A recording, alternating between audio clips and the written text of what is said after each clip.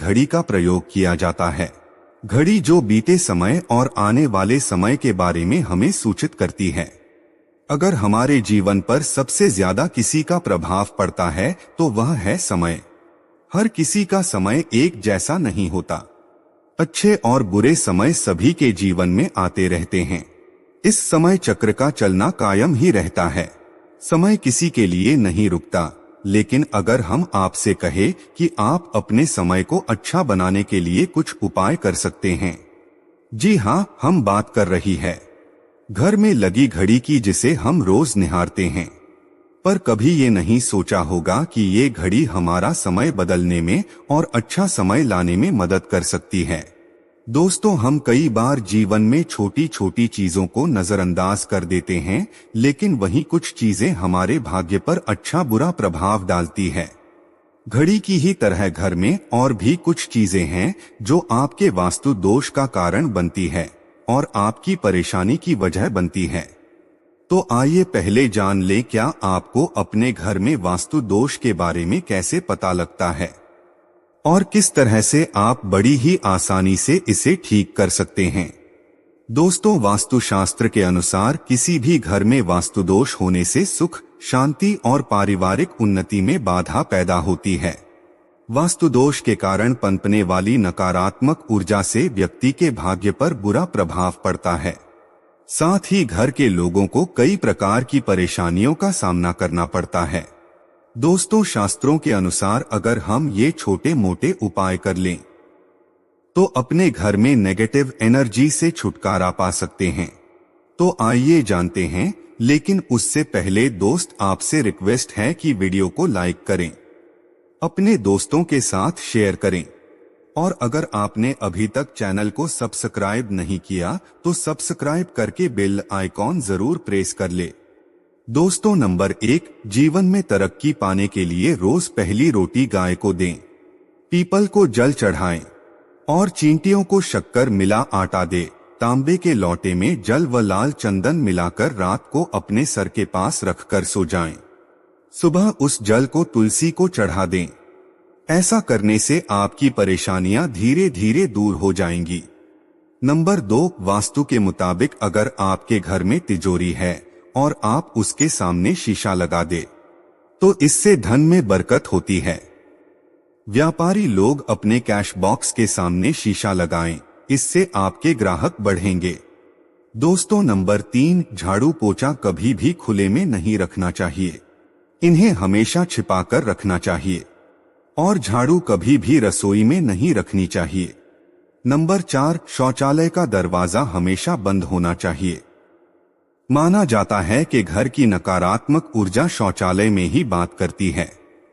ऐसे में अगर शौचालय का दरवाजा खुला रहता है तो नकारात्मक ऊर्जा आपके घर में प्रवेश करती है। नंबर 5, घर में सुख शांति के लिए कपूर को घी में डुबाकर सुबह शाम जलाना चाहिए।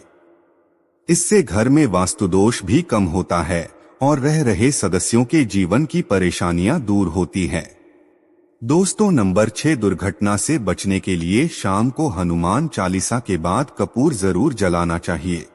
नंबर 7, घर में जिस जगह वास्तु दोष हो वहां कपूर की 2 टिकियां रखें।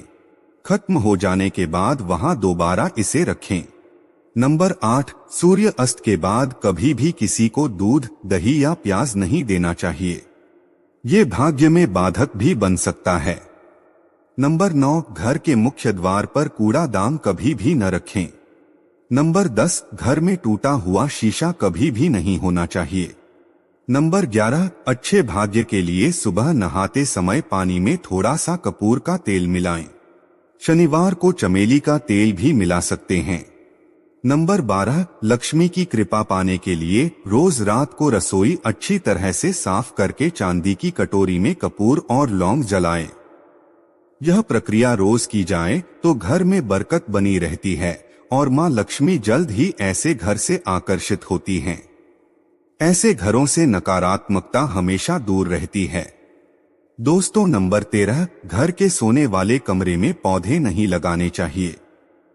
इससे आपके ऊपर नकारात्मक प्रभाव हावी हो सकता है।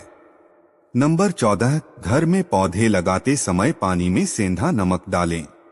सादे नमक कभी आप उपयोग कर सकते हैं, लेकिन दोस्तों ज्यादा फलदायी होता है। आपको शुभ फल जल्द ही प्राप्त होंगे। दोस्तों, घड़ी की सही दिशा आपके जीवन को भी सही रास्ता दिखाने में मदद कर सकती है। इसके अलावा कैलेंडर को किस जगह लगाना चाहिए और किस जगह पर नहीं, ये भी हम जानेंगे। सबसे पहली बात जिसकी हम बात करेंगे वो है दोस्तों घड़ी का आकार यानी घड़ी की शेप।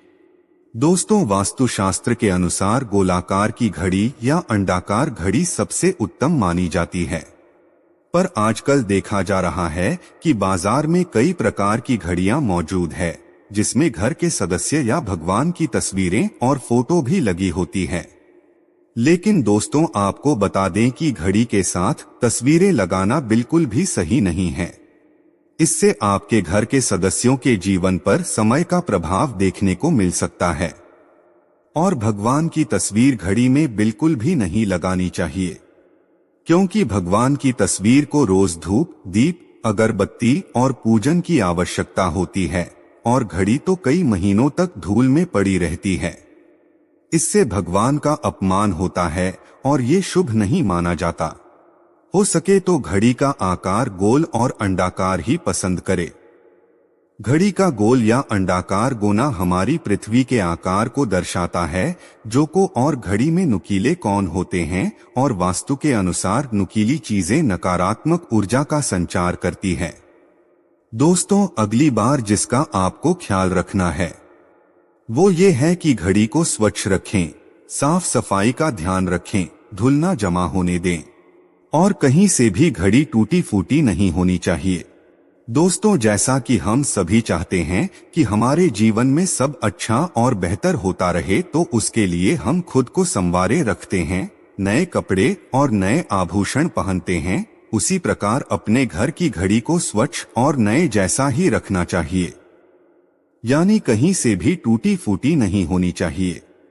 समय समय पर घड़ी पर चढ़ी धूल और जालों को साफ करते रहें, जिससे आपका भाग्य भी धुंधला नहीं पड़ेगा।